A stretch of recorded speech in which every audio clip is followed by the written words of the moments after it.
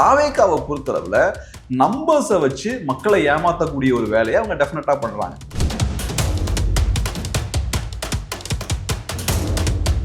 நம்ம நினைக்கிற மாதிரி அசம்பிளியில் நடக்கிற விஷயங்கள் எல்லாம் அப்படியே ரீல்ஸா மாத்துறாங்கன்னா அது கிடையாது. அதுக்கு ஏகப்பட்ட மெக்கானிசம் வச்சிருக்காங்க. அசம்பிளியில் ஒரு விஷயம் நடக்குது, ஒரு டெவலப்மெண்ட் ஏற்படுதுன்னா அதை எப்படி ஒரு வைரல் கண்டென்ட்டா மாத்தணுன்றது அவங்களுக்கு தெரியுது.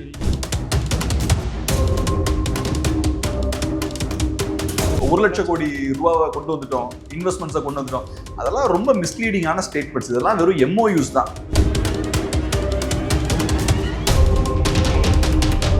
இவங்க கிட்ட ஸ்ட்ராங்கான சோஷியல் மீடியா நெட்வொர்க்லாம் இருக்கு. இவங்களுக்கு மீடியா பத்தின நல்ல அண்டர்ஸ்டாண்டிங் இருக்கு. இப்போ திமுகவை பொறுத்தளவுல திமுக பீரியட்ல மீடியாவை கண்ட்ரோல் பண்ணாங்க. நிறைய நியூஸ் பார்த்தீங்கன்னா வெளியவே வராது. மெயின் ஸ்ட்ரீம் மீடியாவை கண்ட்ரோல் பண்ணாங்க. ஆனா இவங்க நியூஸை பெருசா கண்ட்ரோல் பண்ண மாட்டேங்கிறாங்க. ஆனா சோஷியல் மீடியா கவுண்டர் நரேட்டிவை செட் பண்றாங்க. இப்ப நீங்க ஒரு நியூஸை ஒன்று இறக்குறீங்கன்னா அது கவுண்டரா இன்னொரு நியூஸ் அவங்க இறக்கி விடுறது.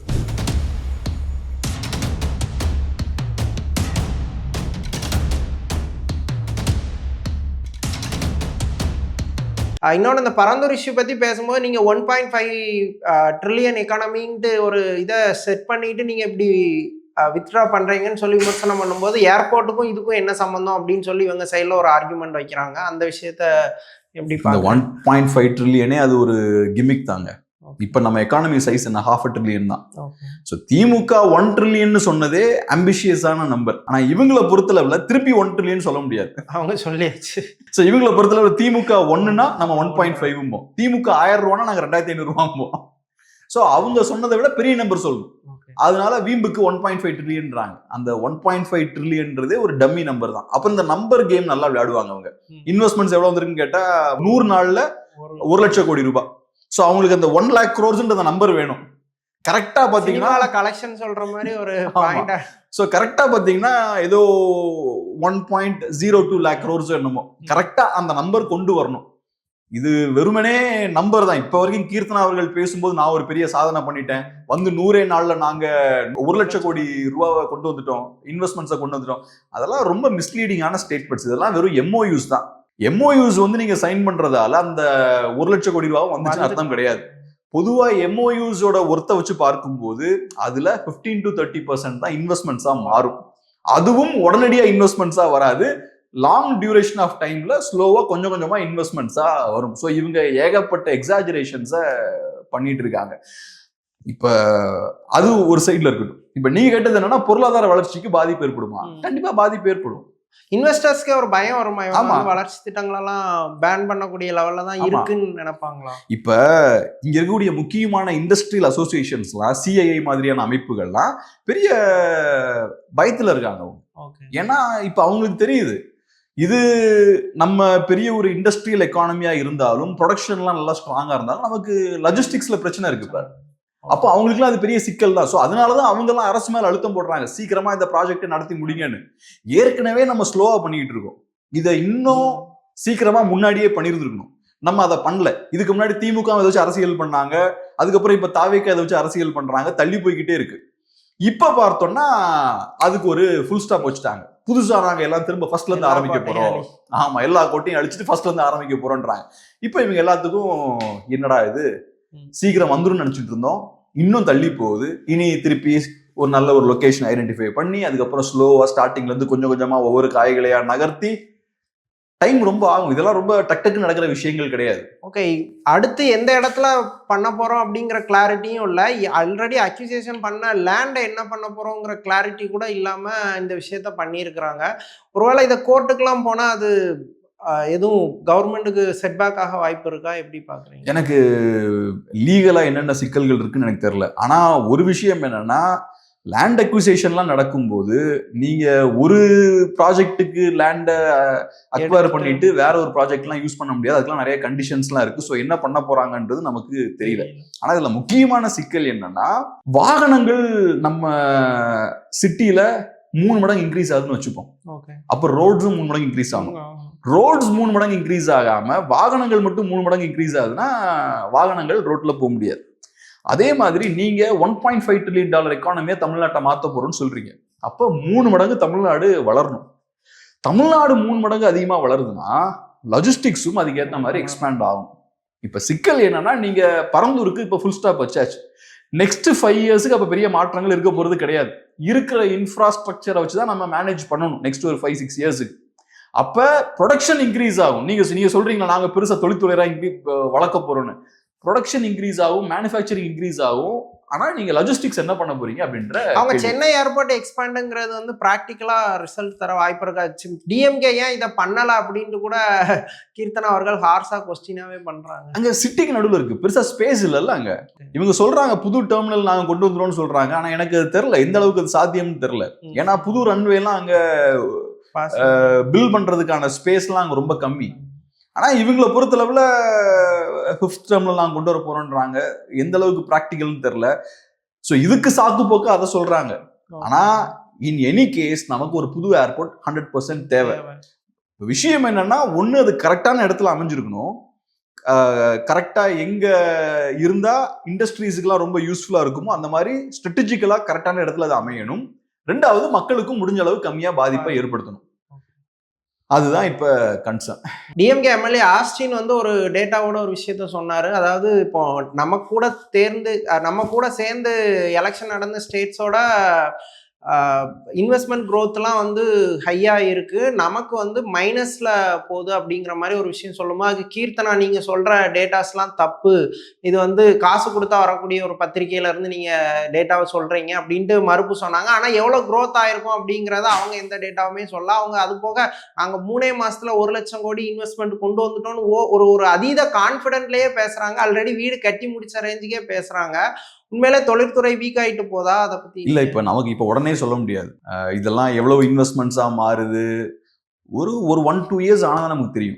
எக்கானமி க்ரோ ஆகுதா, ஸ்டாக்னேட் ஆகுதா, சிக்கல்களில் இருக்கான்றது ஒரு 1-2 இயர்ஸ் டெஃபினட்டாக ஆகும். ஆனால் தாவேக்காவை பொறுத்தளவில் நம்பர்ஸை வச்சு மக்களை ஏமாற்றக்கூடிய ஒரு வேலையை அவங்க டெஃபினட்டாக பண்ணுறாங்க. இப்போ நம்ம ஃபர்ஸ்டே பார்த்தது போல 1 லட்சம் கோடின்னு சொல்றது, மக்கள் உடனே என்ன நினைச்சிருவாங்க, அப்பா 1 லட்சம் கோடி ரூபாய்க்கு இன்வெஸ்ட்மெண்ட் வந்துருச்சு போல அப்படின்னு நினைப்பாங்க. அது கிடையாது.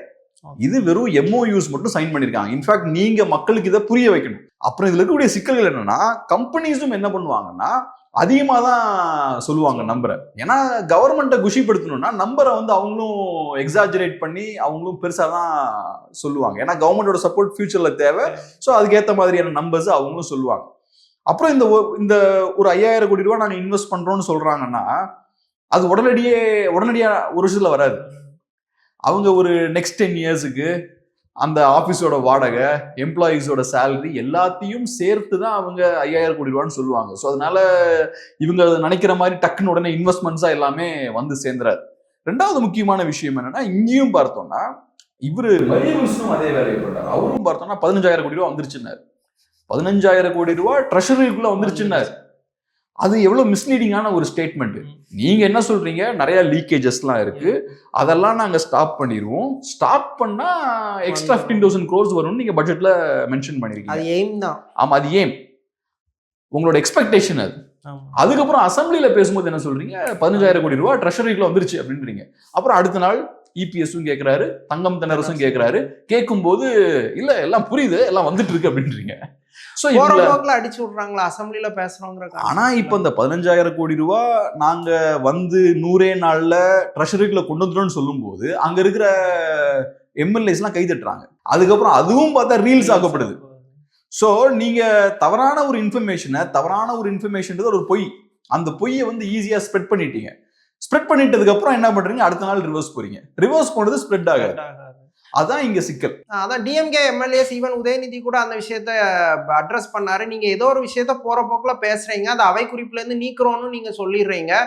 இப்போ லைவ்ல போறதுனால அது எல்லாம் ரீல்ஸ் ஃபார்மேட்ல போயிடுது அப்படின்ட்டு அது ரீசனபிளான ஒரு விஷயமா தான் இருந்துச்சு. பட் ஆனா அதுக்கு இவங்க சைட்ல இருந்து நீங்க லைவுக்கு பயப்படுறீங்க அப்படிங்கிற மாதிரி ஒரு விஷயத்த இது பண்றாங்க. பட் ஆனா இவங்க அது தெரிஞ்சு பர்பஸ்ஃபுல்லா தான் பண்றாங்களா? இவங்களோட ஸ்ட்ராட்டஜி அது. இவங்க கிட்ட ஸ்ட்ராங்கான சோசியல் மீடியா நெட்வொர்க்லாம் இருக்கு. இவங்களுக்கு மீடியா பத்தின நல்ல அண்டர்ஸ்டாண்டிங் இருக்கு. இப்போ திமுகவை பொறுத்தளவுல திமுக பீரியட்ல மீடியாவை கண்ட்ரோல் பண்ணாங்க. நிறைய நியூஸ் பார்த்தீங்கன்னா வெளியவே வராது. மெயின் ஸ்ட்ரீம் மீடியாவை கண்ட்ரோல் பண்ணாங்க. ஆனா இவங்க நியூஸை பெருசா கண்ட்ரோல் பண்ண மாட்டேங்கிறாங்க. ஆனா social media counter narrative set பண்றாங்க. இப்ப நீங்க ஒரு நியூஸை ஒண்ணு இறக்குறீங்கன்னா அது கவுண்டரா இன்னொரு நியூஸ் அவங்க இறக்கி விடுறது. ஒன்னும் இல்லை, இப்ப இந்த இதை எடுத்துக்கோங்க, குதிரை பேரம் தாவிக்கா பண்றாங்கன்னாங்க. உடனே இவங்க என்ன பண்ணாங்க, ஒரு கவுண்டர் நரேட்டிவ் செட் பண்ணாங்க. குதிரை பேரத்தை நீங்க தான் பண்றீங்க, அதுக்கு வலு சேர்க்கும் விதமா ஸ்டாலின் அவர்களோட ஸ்டேட்மெண்ட்டை யூஸ் பண்ணாங்க. அப்புறம் ஒரு பத்திரிகையாளரை கூப்பிட்டு விசாரிச்சாங்க. அப்புறம் கொஞ்சம் பேர் அரெஸ்ட் பண்ணாங்க. சோ இங்க அரசை வீழ்த்துவதற்கு ஒரு பெரிய சதி போயிட்டு இருக்குன்ற மாதிரி ஒரு டிராமாவை கிரியேட் பண்ணி ஒரு 2-3 வாரம் அதை வச்சு ஓட்டினாங்க. சோ இவங்க நியூஸை சப்ரஸ் பண்ண மாட்டேங்கிறாங்க. ஆனா கவுண்டர் நரேட்டிவ் டக்குன்னு செட் பண்றாங்க. அதுக்கான ஸ்ட்ரென்த் இவங்களுக்கு சோசியல் மீடியால இருக்கு. கவுண்டர் நரேட்டிவ் செட் பண்றது நிறைய நேரங்கள்ல ஃபேக் நியூஸ் வச்சு பண்றாங்க. அதான் இங்க சிக்கல். ஆனா காமன் பீப்புளுக்கு அதை பிலீவ் பண்றதுக்கு அதுவே எனஃபா இருக்கு. ஆமா, காமன் பீப்புள் பொறுத்த அளவுல இன்னும் அந்த புரிதல் வரல. சோசியல் மீடியா வந்த புதுசுல ஃபேஸ்புக்ல நம்ம ஒரு நியூஸ் கார்டை பார்த்தா நம்பிடுவோம் அது ஃபேக்கு, அதை யார் வேணாலும் டிசைன் பண்ணலாம் அப்படின்ற புரிதல்லாம் இருக்காது. சும்மா ஒரு நியூஸ் சேனல் பேரை போட்டு ஒரு ஃபேக் நியூஸ் கார்டு போட்டா நம்பிடுவோம். அதுக்கப்புறம் ஒரு 2 வருஷம் ஆச்சு, ரைட் இப்படிதான் ஃபேக் நியூஸ்லாம் ஸ்ப்ரெட் பண்றாங்க போல அப்படின்றத புரிஞ்சுக்கிறதுக்கு. இன்னைக்கு தாவேக்காவும் அதை அக்ரெசிவா பண்றாங்க. இதை புரிஞ்சுக்கிறதுக்கும் கொஞ்சம் டைம் ஆகும். இப்ப இந்த இன்ஸ்டா யுகத்துல ஒரு விஷயம் அசம்பிளில நடக்குதுன்னா நெக்ஸ்ட் ஒரு 1 ஹவர்ல அதை ஒரு பெரிய குரூப் நீங்க எடுத்து போயிடலாம். ஒரு 10 கோடி பேர்ட்ட நீங்க எடுத்துட்டு போயிடலாம். அதை நான் சொல்றது இந்தியா ஃபுல்லா மேக்ஸிமம் எடுத்துட்டு போலாம். நீங்க இது பயங்கரமான ரீச். ஒரு 1 ஹவர்ல நீங்க அப்படியே அதே மீனிங்ல வந்தா கூட பரவாயில்ல, அதை இஷ்டத்துக்கு மேனிபுலேட் பண்ணி ஒவ்வொரு இன்டரப்ஷன் கொடுத்து போகும்போது அதே மீனிங்ல வந்ததுன்னா அவங்களுக்கு பிரயோஜனம் இல்லைல்ல. அவங்களுக்கு எது லாபகரமா இருக்குமோ அதுக்கேற்ற மாதிரி கண்டென்ட்டை மாடிஃபை பண்ணிக்கிறது. அப்புறம் இன்னொன்னு என்னன்னா, இன்ஸ்டா இன்ஃப்ளூயன்சஸுமே, நான் ஒரு இன்ஸ்டா பேஜ் வச்சிருக்கேன்னா எனக்கு எப்படி கட் பண்ணி போட்டு அதிகமான ரீச் கிடைக்கும்னு பார்ப்பாங்க. சோ நான் இப்ப நிர்மல்குமார் அவர்கள் ஜெயிக்கிற மாதிரி கட் பண்ணா எனக்கு நிறைய வியூஸ் கிடைக்கும்னா நிர்மல்குமார் ஜெயிக்கிற மாதிரி நான் கட் பண்ணி போட்டுருவேன். சோ சில நேரங்கள்ல பிளான் பண்ணியும் பண்றாங்க, ஆனா சில நேரங்கள்ல ஆர்கானிக்காவும் அது நடக்குது. ஓகே, அந்த விஜய்ங்கிறது ஒரு செல்லிங் பாயிண்டா இருக்கிறதுனால அது அப்படியே ஓடிட்டு இருக்கு. இப்ப எலெக்ஷன் மட்டும் நான் அதை பார்த்தேன். இந்த சோசியல் மீடியா இன்ஃப்ளூயன்சஸா இருக்கலாம், அந்த குட்டி குட்டி செலிபிரிட்டிஸ் எல்லாம் இருப்பாங்களா, அவங்க எல்லாம் பார்த்தோம்னா எப்பவுமே விஜய் அவர்கள் ஒரு படம் ரிலீஸ் பண்றாருன்னா உடனே அந்த படத்துக்கு டான்ஸ் ஆடுறது, அதுல இருக்க பாடல்கள் வச்சு டான்ஸ் ஆடுறது. அதுக்கு ரீசன் என்னன்னா, விஜய் அவர்கள் பெரிய ஸ்டார், அவரோட சாங்கை யூஸ் பண்ணா நானும் 4 பேர்ட்ட ரீச் ஆகலாம். அதை பொலிட்டிக்ஸ்லயும் அவங்க பண்றாங்க. பொலிட்டிக்ஸ்லயும் அதேதான். விஜய் அவர்களுக்கு ஒரு பாப்புலாரிட்டி இருக்கு, சும்மா விஜய் அவர்களை சப்போர்ட் பண்ணி பேசுவோம். அவங்களுக்கு அரசியல் புரிதெல்லாம் ஒண்ணுமே கிடையாது. எனக்கு நான் ஒரு இன்ஸ்டா செலிபிரிட்டியா இருக்கேன், அந்த இடத்த தக்க வச்சுக்கணும், அதுக்கு நான் விஜய் யூஸ் பண்ணிப்பேன், அவ்வளவுதான். இப்போ நீங்க சொல்ற மாதிரி நிறைய இன்ஸ்டா இன்ஃப்ளூயன்சர் விஜய் நேமை யூஸ் பண்ணி பாப்புலராக ட்ரை பண்ணாங்க. இப்போ நார்த் இந்தியாவில் வந்து விஜய் பேரை சொல்லி ஒரு பயங்கரமா ஒரு விஷயம், அவர் டெய்லி அதிரடியா ஸ்கீம் பண்ற மாதிரி நிறைய போகுது. ஈவன் நிறைய நியூஸஸே அதை வந்து கண்டிக்கிற அளவுக்கான சுச்சுவேஷன் வந்துச்சு. அது பர்பஸ்ஃபுல்லா நடக்குதா இல்ல அதுவும் இந்த மாதிரி? அது பர்பஸ்ஃபுல்லா தான் நடக்குது, அது ஆர்கானிக்கெல்லாம் நடக்கல. ஏன்னா அவங்கள பொறுத்தளவுல அவங்களுக்கு இப்போ ஒரு விஷயம் தெரியுது, நார்த்ல சில மாற்றங்கள் அரசியல் ரீதியா ஏற்படுது. 24ல மோடி அவர்கள் எதிர்பார்த்த அளவுக்கு பெர்ஃபார்ம் பண்ணல, பிஜேபியால சிங்கிள் மெஜாரிட்டி பெற முடியல. அப்படி இருக்கும்போது 29ல சூழல் இன்னும் மோசமா வர்றதுக்கான வாய்ப்பு தான் அதிகம். ஏன்னா ஆன்டி இன்கம்பன்சி போக போக அதிகம் தான் ஆகும், மோடி அவர்களோட பாப்புலாரிட்டியும் போக போக மோசம் தான் ஆகும். அந்த பழைய பாப்புலாரிட்டி மோடி அவர்களுக்கு இல்லை. ஸோ இப்ப வாங்கின சீட்ஸை விட ஒரு 30 சீட் கம்மியா வாங்குறாங்கன்னு வச்சுப்போம். இப்ப ஏற்கனவே சிம்பிள் மெஜாரிட்டி இல்ல, இன்னும் 30 சீட் கம்மியா வாங்குறாங்கன்னு வச்சுப்போம், ஒரு 40 சீட் கம்மியா வாங்குறான்னு வச்சுப்போம். அப்ப நிறைய ரீஜனல் பார்ட்டிஸோட தேவை பிஜேபிக்கு ஏற்படும். அந்த இடத்துல தாவேக்கா முக்கியமான ஒரு ரோல் மேபி பிளே பண்ணலாம். இத திமுகவும் உணர்ந்திருந்தாங்க. அதனாலதான் திமுகவும் பார்த்தோம்னா ஸ்டாலின் அவர்களை ஒரு நேஷனல் லீடர் மாதிரி ப்ரொஜெக்ட் பண்ணாங்க. திமுக இந்த விஷயத்த பண்ணாங்க. நார்த் இந்தியாவில் இருக்கக்கூடிய முக்கியமான யூடியூபர்ஸ் வழியா தமிழ்நாட்டோட க்ரோத் ஸ்டோரியை பத்தி, திராவிடன் மாடல் எப்படி க்ரோ ஆயிட்டு இருக்கு. ஆனா ஒரு டிஃபரன்ஸ் என்னன்னா, திமுக அந்த முக்கியமான யூடியூபர்ஸ் எல்லாம் இருப்பாங்கல்ல, கொஞ்சம் இன்டெலக்சுவல்ஸா இருப்பாங்கல்ல, அவங்கள வழியா ஸ்ப்ரெட் பண்ணாங்க. ஆனா தாவேக்கா பண்றது பார்த்தோம்னா இந்த இன்ஸ்டா இன்ஃப்ளூயன்ஸ் வச்சு ஃபேக் நியூஸ் ஸ்ப்ரெட் பண்ணிட்டு இருக்காங்க, வெரி அக்ரெசிவா பண்றாங்க. சோ திமுகவும் அதை பிளான் பண்ணாங்க. அவங்களுக்கு தெரியும் 29ல அரசியல் மாற்றம் ஏற்படுவதற்கான வாய்ப்பு இருக்கு, பிஜேபி வீக் ஆகிறதுக்கு நிறைய வாய்ப்பு இருக்கு. சோ அப்ப பிஜேபி வீக் ஆனாங்கன்னா அங்க ரீஜனல் பார்ட்டிஸுக்கு ஒரு ரோல் பிளே பண்றதுக்கான சான்ஸ் கிடைக்கும், துண்டை போட்டு வச்சிருங்கிற. ஆமா, அந்த வேலையை இப்ப தாவேக்கா இன்னும் அக்ரெசிவா பண்றாங்க. தாவேக்காவுக்கும் அது தெரியுது. சோ நாளைக்கு நீங்க நேஷனல் லெவல்ல முக்கியமான ஒரு ரோல் பிளே பண்ணணும்னா அங்க நீங்க யாருன்றது தெரியணும், உங்களுக்கு ஒரு பாசிட்டிவான ஒரு இமேஜும் அங்க வேணும். பட் 2014ல மோடி எப்படி வாட்ஸ்அப் த்ரூ இது பண்ண மாதிரி இந்த விஷயம் இருக்குது. ஆமா சார், ஃபைனல் கொஸ்டின். ஆக்சுவலி இப்போ ஸ்டாலினோட அந்த கொளத்தூர் தோல்விக்கு எதிராக அவர் தொடுத்த வழக்கு அடுத்த வாரம் விசாரணைக்கு வருது. அதுக்கு பெரிய இம்பாக்ட் கொடுக்கும்னு நினைக்கிறீங்களா, இல்லை அது ஜஸ்ட் அனதர் ஒரு ஸ்டண்ட் மாதிரியோ இல்லை நியூஸ் லெவலில் போயிடும்னு நினைக்கிறீங்களா? பெருசா எதுவும் அதிரடியா நடக்கிறதுக்கெல்லாம் வாய்ப்பு இல்லை. இந்த மாதிரியான வழக்குகள் பத்தி நமக்கு தெரியும். இதெல்லாம் பெருசா எதுவும் ரிசல்ட் நீங்க எதிர்பார்க்குற ரிசல்ட் எல்லாம் பெருசா எதுவும் வந்துடாது. இல்ல ஆனா இதுக்கு முன்னாடி ஒரு எப்படி சொல்ல ஒரு நார்மல் கேண்டிடேட் இன்னொரு கேண்டிடேட்டுக்கு எதிராக போடுவாங்க. பட் இது சிஎம்ஆ இருந்தவர் அவரோட வெற்றியை வந்து அவர் தோல்வியை வந்து கொஸ்டின் பண்றாருன்னா அது சிஎம்ஆ இருந்தாலும் ஒரு கேண்டிடேட் தான். இப்ப இங்க இவிஎம் மிஷின்ஸ் மேல உங்களுக்கு நிறைய டவுட்ஸ் இருக்கலாம். ஆனா அதுக்குன்னு என்டையர் எலெக்ஷன்ஸ் நீங்க கொஸ்டின் பண்ண முடியாது. அதுக்கான ப்ரொவிஷன் வந்து நம்ம சட்டத்துல கிடையாது. எலெக்ஷன்ஸ் வந்து தவறா நடந்திருக்கு, முறைகேடு நடந்திருக்கு ஒரு தொகுதியில நிறைய முறைகேடு நடந்திருக்கு, அதுதான் பண்ண முடியும். சோ அததான் பண்ணிருக்காரு. சோ ஒரு தொகுதின்னு வந்தாச்சுன்னா நீங்க சிஎம்ஆ இருக்கலாம், கட்சி தலைவரா இருக்கலாம், ஆனா நீங்களும் ஒரு வேட்பாளர் தான். சோ அதனால ஒரு வேட்பாளரா தான் நீங்க முறைகேடுகள் நடந்திருக்கு. முறைகேடுகள் கூட இல்ல, சில மிஸ்டேக்ஸ் எல்லாம் நடந்திருக்கு. குறிப்பா சில பூத்ல பார்த்தோம்னா நார்மலா மற்ற பூத்ல திமுகவுக்கு கிடைத்த வாக்குகளை விட ஒரு 5-6 பூத்ல பார்த்தா ரொம்ப கம்மியா இருக்கு. ஒரு 10 to 30% ஓட்ஸ் தான் வந்திருக்கு திமுகவுக்கு. மற்ற பூத்ல எல்லாம் அரௌண்ட் ஒரு 40 வந்திருக்கு. சோ சில பூத் அந்த பேட்டர்ன் ஃபிட் ஆக மாட்டேங்குது. இந்த மாதிரியான சில விஷயங்களை பாயிண்ட் பண்றாங்க. இன்னொன்னு மிஸ்ஸிங் கால்குலேஷன் இந்த விவி பேட்டோட சில இடங்கள்ல மிஸ்மேட்ச் அந்த மாதிரி அதாவது சில விஷயங்கள் இருக்கு. இந்த மாதிரி சில விஷயங்கள் சொல்றாங்க, மிஸ்மேட்ச் இருக்கு, இந்த மாதிரி நிறைய விஷயங்கள் சொல்றாங்க. ஆனா என்னோட பாயிண்ட் என்னன்னா, ஸ்டாலின் அவர்களோட கோட்டை. ஸ்டாலின் அவர்கள் சிஎம்ஆ இருந்தவர், அவர் திமுகவோட கட்சி தலைவர். அப்ப உங்களோட ஹோம் கிரவுண்டை நீங்க பத்திரமா பாதுகாத்து, அது பேசிக்கா ஒரு பொலிட்டீஷியனோட குவாலிஃபிகேஷன். அது அந்த இடத்துல பெருசா கோட்டை விட்டுட்டாருன்னு பாக்குறேன். ஏறக்குறைய 9000 ஓட்ஸ் டிஃபரன்ஸ்ல தோத்துருக்காரு. இப்போ ஒரு பூத்துல எவ்வளவு ஓட்டு இருக்கும்? 500ல இருந்து 1000 இருக்கும். அப்ப நீங்க ஒரு 5-6 பூத்துல பிரச்சனை நடந்திருந்தாலுமே கூட 4000-5000 ஓட்ஸ் தான் அது. இப்ப இபிஎஸ் எடுத்துக்கோங்க, எடப்பாடி தொகுதியில 1 லட்சம் வாக்கு வித்தியாசத்துல அவர் ஜெயிக்கிறார்.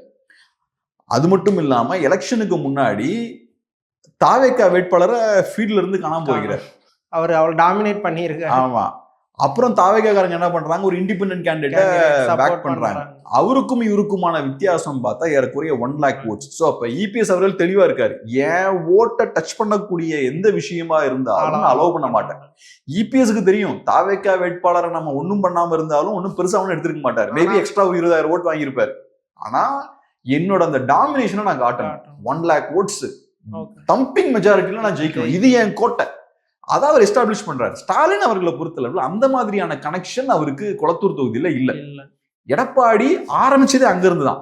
சோ அங்க இருக்கக்கூடிய தெருக்களை பத்தி தெரியும், அங்க இருக்கக்கூடிய மக்களை பத்தி தெரியும், எல்லா டீடைல்ஸுமே இபிஎஸ்க்கு தெரியும். அங்க இருந்துதான் ஒரு பெரிய ஆளா அவர் போறாரு. ஆனா ஸ்டாலின் அவர்கள் அந்த அப்ரோச் அங்க இல்ல. ஸ்டாலின் அவர்கள் பெருசா அங்க போக்கஸ் பண்றேன். நம்ம கேட்டோம்னா, நான் நண்பர்கள்லாம் கேட்கும்போது கொளத்தூர் தொகுதி நல்லா வளர்ந்துருக்கு, பார்த்தா மற்ற தொகுதிகளோட டிஃபரெண்டா இருக்குன்னு சொல்றாங்க. ஆனா அதை தாண்டி ஒவ்வொரு மனிதனுக்கும் வீட்டுக்குள்ள டைரக்ட் கனெக்ஷன், அவங்க என்ன ஐடியா இருக்கு அவங்களுக்கு தெரியாதுல்ல. ஆனா இபிஎஸ் அதை கரெக்டா பண்ணிருக்காரு பாருங்க அந்த இடத்துல. சோ ஸ்டாலின் அவர்களும் அதெல்லாம் பிளான் பண்ணிருக்காரு. இப்ப குறிப்பா விஎஸ் பாபுல ஒரு பேரு, விஎஸ் பாபு தான் அவரை தோக்கடிக்கிறார். அவர் எடுத்துக்கிட்டோம்னா அவரு பழைய புருஷவாக்கமோட எம்எல்ஏ. அதுக்கப்புறம் 2011 ஸ்டாலின் அவர்களை ஜெயிக்க வைக்கிறதுல முக்கியமான ஒரு பங்கு அவருக்கு இருக்கு. அதுக்கப்புறம் 2016 அப்புறம் அவரை ஓரம் கட்டுறாங்க.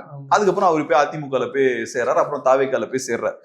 இப்ப அவர் அந்த பகுதியில இருக்காரு, ஸ்டாலின் அவர்களோட பகுதியில இருக்காரு, கொளத்தூர்ல இருக்காரு. அவரை நீங்க ஒன்ல உங்க சைடு கொண்டு வரணும், இல்லாட்டி அவரை அங்கிருந்து ரிமூவ் பண்ணணும்.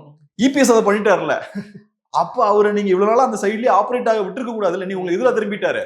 ஏன்னா அவர் உங்க கட்சியில இருக்கும் போதே முக்கியமான ஆள் தான். அவர் ஒன்றும் சாதாரண ஆள் கிடையாது, நார்த் சென்னையில ரொம்ப ஃபேமஸான ஆளு. அப்படி இருக்கும்போது வெளியே போயாச்சுனாலும் நீங்க எல்லா தொகுதியிலுமே உங்க எதிரிகளை கார்னர் பண்ண முடியாது. ஆனா உங்களோட கோட்டைன்ற இடத்துல நீங்க கிளியரா வச்சுக்கணும்.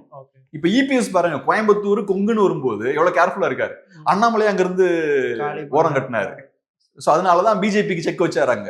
சோ அந்த ஒரு அக்கறை அங்க இருந்திருக்கணும்ல. நீங்க நம்ம ஒரு பெரிய லீடர், அப்ப நம்மளோட ஹோம் கிரவுண்ட்ல நம்ம ஸ்ட்ராங்கா தான் இருப்போம், நீங்க அசியூம் பண்ணிக்க முடியாதுல்ல. அதான் இப்போ ஸ்டாலின் கவனமா இருந்திருக்கணும், இல்ல கோட்டை விட்டாங்கிறது 100% கரெக்ட். ஈவன் அவர் வின் பண்ணி பார்டர்ல வின் பண்ணி இருந்தா கூட அதை ஒரு சக்சஸா நம்ம பார்த்திருக்க முடியாது. அந்த பாயிண்ட் ஓகே.